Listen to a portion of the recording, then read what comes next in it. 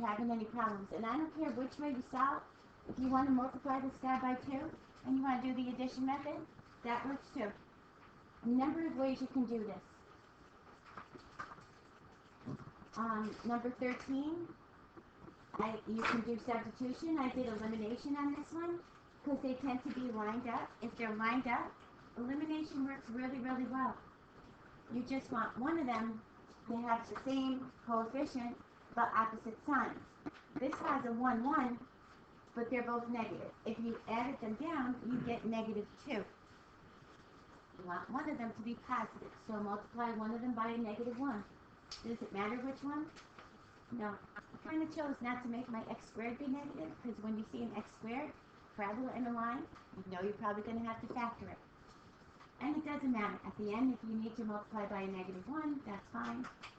Whatever you feel you need to do. A good way to check it, just go plug them back in. Plug them in. Questions? Anybody not able to do this? Hopefully the ghost of algebra past visited all of you. Got your algebra brains back on. Okay. Another series. I almost could fit it in there. Almost. So the first, number 15, not the nicest looking one. If you solve both of them for y, put the y equals to each other. Then you could look at this. One is a cubing function, and the other one is a line. So it could have 1, 2, or none. It might even have 3 the way that, no, it can't really have 3 because it's a function. 2, 1, or none. Now, you can get your x as a radical. That's fine. It's still a number. It's a real number. Plug the radical back in. And give me your answer in radicals. Just leave the radical there. Don't round it.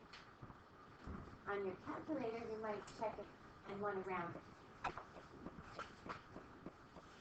The second one, nice substitution works for this. Addition method, if you want to multiply 1 by a negative 1. Remember, once you find the x, you have to go back and find the y. The second one was a parabola and a line. Usually when you see an x squared, you know you're going to be factoring. Parabola, circle, something or other. You know you're probably going to factor. Everybody's good with these. Anybody having a problem with them? Let me know. Today we're going to do 3 equations, 3 variables. They get a little tougher.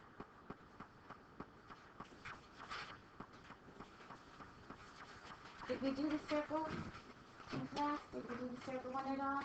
No? The circle in a line, you're best not doing y equals because you'd have to take the square root. And what happens with the square root, and that's how you would graph it. It graphs half of your circle and then the other half. So you would have to do this process twice. One with the plus root, one with the negative root. And you don't really want to do that. Substitution works best in here. However, don't fall into this trap right here. You have to multiply those out. You have to distribute those out. You have to do 10 minus 2x times 10 minus 2x. There's no shortcut to that. And you notice you've got x squares. You're on one side of the equal sign over here. Combine these first, and then move the 25 over. Easiest way here, factor out a common factor. Make your x squared be 1. You can still work with it there with the 5. 2a times c, you can work with 5. It's easier if you factor out. Factor out, take a simple one, bring it down here, put it back in, and solve. Go back to the circle one and check it. Remember your circle? That's a circle with a center of 0, 0, radius of 5. So it's going out 5, down 5. So the 0, I think this is a 5 under 0. 5 underneath is nice, the 5, 0. But the 3, 4 is probably on your circle. Makes it 3, 4, 5. There's your radius and your, but that makes there 3, 4, 5. Got it? How did I get negative 40? Did you FOIL these out? We got to FOIL them. You can't take that short. There's no shortcut because it's 2 terms. A monomial is the only time you can do that. Okay, number 71 again is a cubing function. Yes? Jonathan? How'd you get 0 and how'd you get y equals 0 and y equals 4? Did you get x equals 5, x equals 3? Okay, so then I just plugged it back into this one. I solved for y here. So I brought this back down. 5 times 2 is 10, minus 10 from 10 is 0. Then I substituted the 3 in here. 6, 10 minus 6 is 4. You got the 5 and the 3? You got x equals 5, x equals 3? Yeah, then substitute it back in. Probably the easiest one is the second one, not the first one.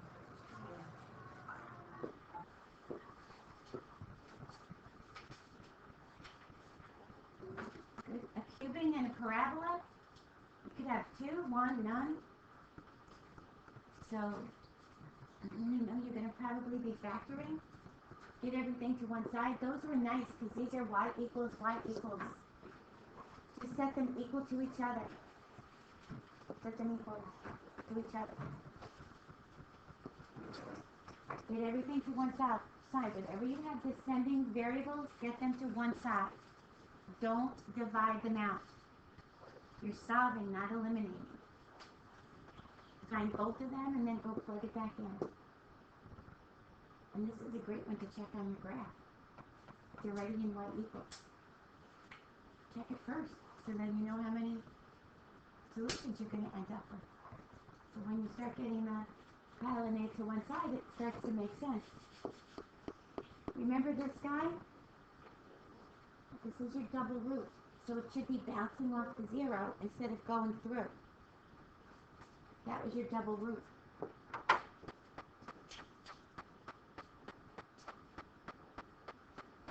And this is the last one. This one graphs differently. Remember, this one has an asymptote, so it's graphing like this, or the opposite way. I forget which way it's going. So it's got 2 ways to go with this. So it's going to have 2 solutions in this if a line is coming through this. Maybe, or none, or 1. One is just tangent to it.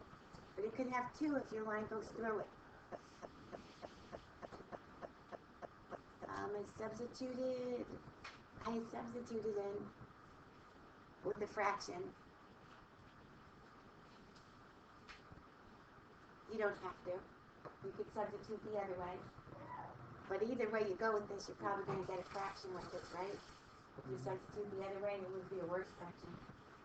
When you're here,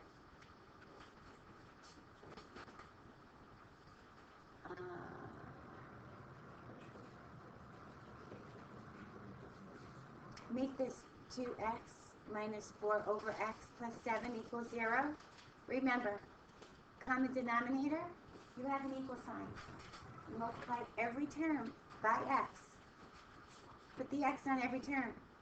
This has to come out. That's your goal. So 2x squared minus 4 plus 7x. Move them around.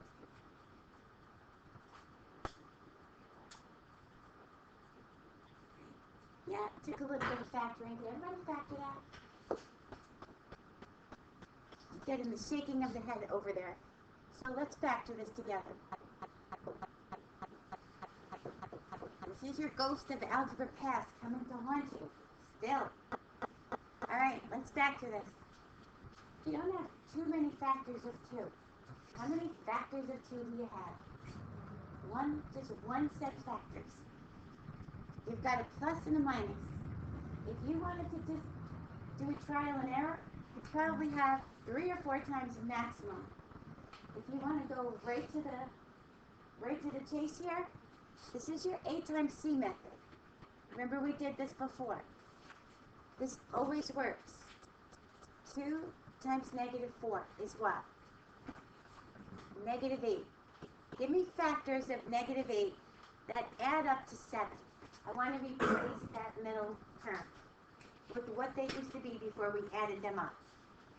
So what would they be? 8 and negative 1. We agree that it adds up to 7 and it multiplies to negative 8. Now, Just plop an X next to it. Take out this and put this in. This is what it used to be before we combined your like terms. So bring this down. Bring this down. Now, take the first group, factor. What do they have in common? What's left? Plus 4. Good. Now, we've got to factor something out of the remaining group to make it be x plus 4. What can we factor out? -1. If the signs are different, you're factoring out a negative number. If you can't factor it, then something went wrong. Then it's not factorable. Probably is going to give you a quadratic formula or complete the square. So 2x minus 1 is your common factor here. Your common factor is x plus 4. And 2x minus 1 is your other factor. That works every time, A times C. Every time. Multiply the two ends, redo the guy in the middle, and factor. It's your grouping. And then find your solution. And if you want it, you can check it on your calculator. If you gave me 0.25 and 0.5, that's fine, because those are terminating decimals. I'd stick to fractions, but it's not a problem if you didn't. If you're going to have 3 variables to solve for, you're going to need 3 equations. This is not a bad one. We call this method back substitution.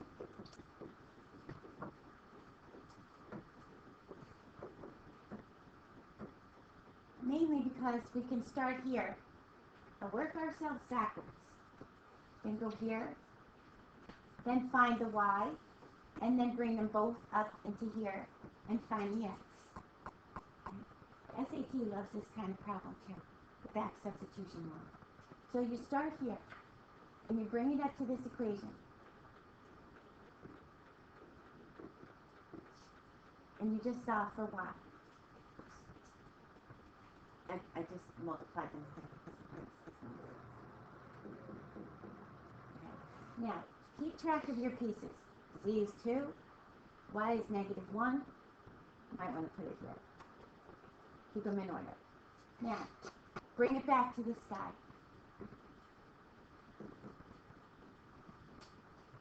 We now know the y part, we know the x part, and we know the z part, and we can find the x. Be careful of your negatives. A negative times a negative is a positive. Collect your like terms.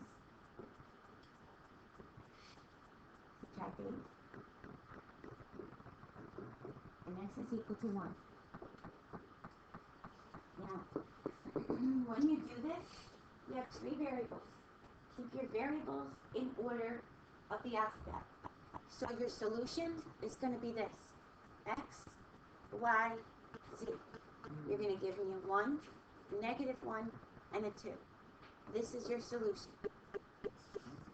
As long as your variables have been defined in your equations, keep them in order, and you can give your solution in that same order. So x is 1, y is -1, and z is 2.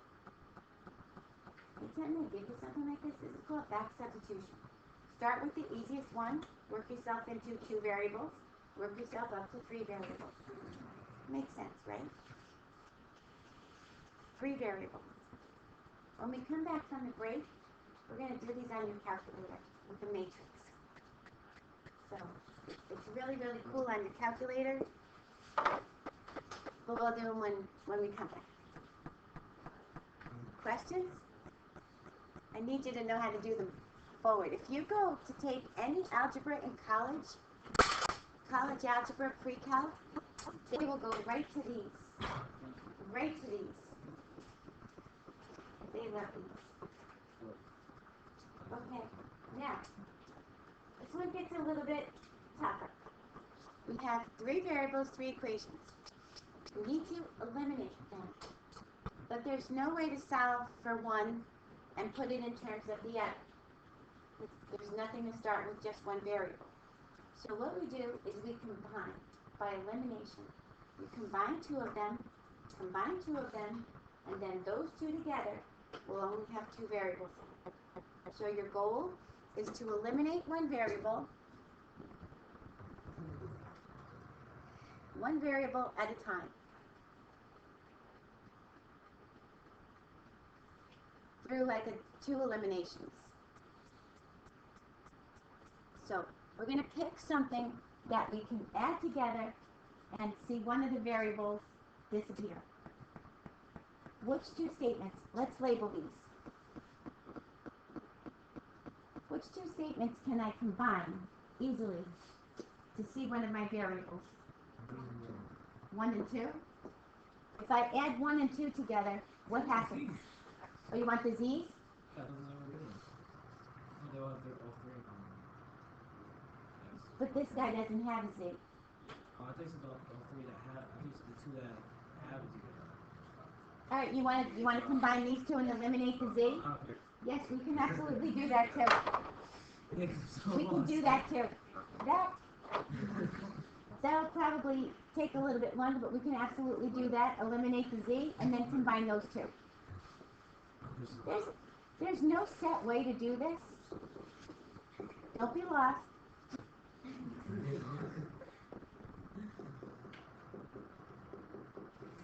Okay. Now, you need to eliminate one of these. They both have a positive, and they can't cancel out if we add them together. So we look for the first common multiple of these. What's the first common multiple? 15. So this has to be multiplied by 5, and this has to be multiplied by 3. Agree? One of them has to be negative. Just pick one. Which one? 3? Okay, we'll make this guy be a negative. You're multiplying every term across. So 5x minus 10y plus 15z equals 45. Don't forget that part. Now, negative 3. Don't lose your negative. Negative 6x plus 15y minus 15z equals negative 51. Okay? Add them down. This becomes negative x. This becomes plus 5y. Out that goes. This becomes negative 6. Does that look good? Okay. Here's a good hint. When you take two equations and you eliminate them, label all of them 1, 2, 3. When you eliminate one, label it A. Because now, if we had two others that we had to eliminate something with, we'd call that B, and we would put them together. But now we can take this one and take number 2, because now you have x and y's together. So I'm going to slide this one right under here. This is equation 2. If I add them down, will one of those variables eliminate? No. But I noticed that the x's are both coefficients of 1. So what should I do? Divide it by a negative 1 or multiply it by a negative 1? Which one do you want to do? First or second? First? Okay, because it doesn't matter. It doesn't matter which one we do. So I'm going to take this and bring it down here. This becomes a positive, this becomes a negative, this becomes a positive. And I'm going to combine these. This forces my x to eliminate. My y now becomes 2. Divide by a negative 2. My y is negative 1. Good? Keep track over here. X equals, y equals, z equals. Now, we're going to back substitute. Which equation can we substitute r into so we can eliminate another variable or solve for another variable? Equation 2, right? So we're going to bring down equation 2.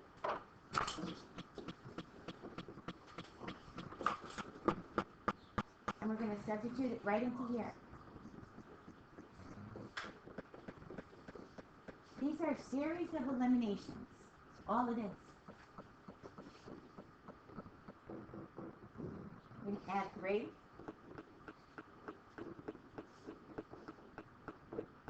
And x is equal to 1. Now, next step is to solve for z.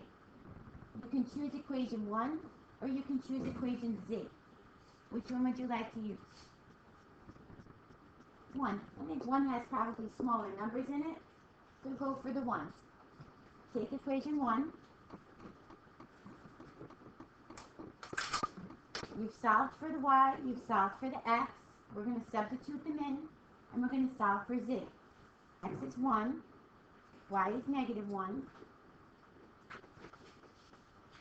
Combine your like terms. This gives me a 1 plus 2, 3. Subtract your 3.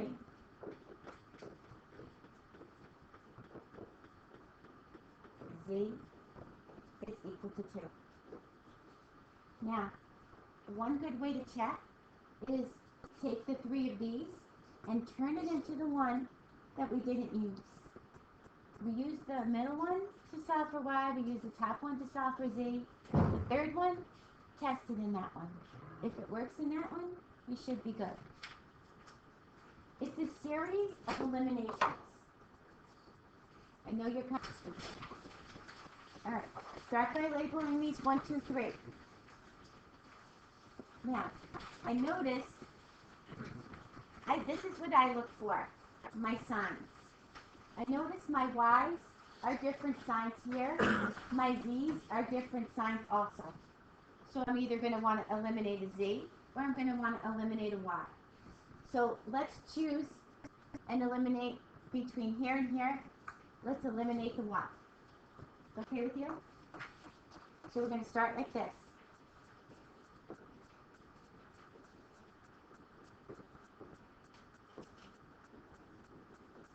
This is what I'm looking to eliminate. So what do I have to multiply the top by? 2. Multiply the top by 2 and bring it down. If you can keep them combined somehow, you take less time writing everything over. This is another mistake right here. Make sure you multiply all the way across. If you're off, make sure you check that first. I can't tell you how many kids miss that one. 5x, my y is going to eliminate. Okay, label this A. Now, go for 2 more. We've eliminated this one and this one. Obviously, you've got to use one of those again. Maybe we'll eliminate the 3y and the 2y, because the signs are different. Maybe you want to eliminate this one and this one and just multiply it by 3, by a negative 3. Either way you want to go with this is fine.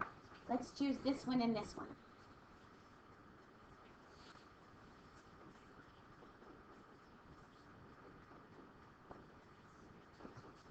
Let's just get this far and then you can see where we're going with this. Yes?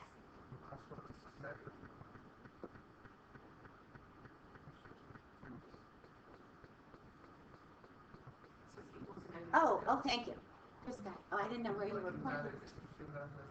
I did it over here too? Just that one's a negative 1, not the other one. Oh no, I did it here too. So this is going to be equal to 3, right? Thank you. See, that's the part. When you go all the way through it at the end and it doesn't work, I mostly miss my negatives. I copied it wrong. And I copied it wrong again. So now when you do, oh, this guy's equal to a positive 1. Okay, he was fine. Okay, so let's eliminate this. Give me 1 minute, guys. You want to eliminate the same variable. You want to eliminate y. So let's multiply this guy by a negative 3. Hang on, give me 1 second. Negative 6x plus 3y plus 6z equals negative 6.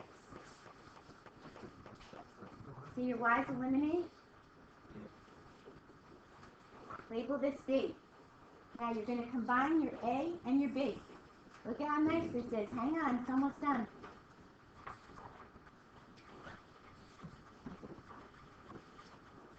Combine these. This is your B. Look what happens here. This cancels, and 0 is equal to negative 2. What happens when this happens? No solution.